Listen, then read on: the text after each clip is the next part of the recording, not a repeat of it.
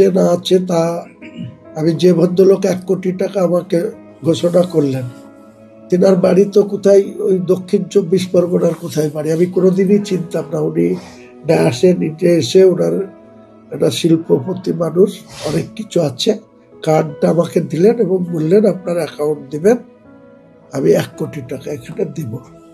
আর একজন ভারতবর্ষের শিল্পপতি, সে প্রায় কাগজে কলমে হোয়াইট মানির মালিক, প্রায় 7,000 কোটি টাকার।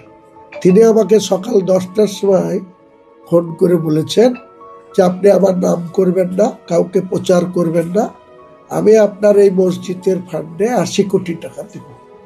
কাজে এইভাবে যে মুসলমান আগিয়ে আসবে আমি নিজেও ভাবতে পারিনি।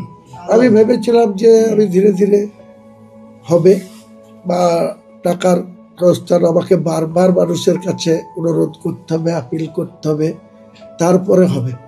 আজকে যেভাবে মানুষ সাড়া দিয়েছে তাতে আমার এই যে হসপিটাল, মেডিকেল কলেজ, বিশ্ববিদ্যালয়, হেলিপ্যাড, পার্ক এবং হোটেল কাম রেস্তোরাঁ, টোটাল 300 কোটি টাকার মতো বাজেট।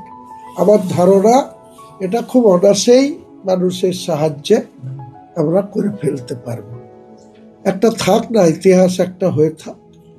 মানুষ, আমরা কবে মরে যাব, দুনিয়া ছেড়ে চলে যাব, এটাই নিয়ম যে জন্মালেই তার মৃত্যু হবে। আমাদেরকে কবরে যেতে হবে, অমুসলিম ভাইদের শ্মশানে যেতে হবে।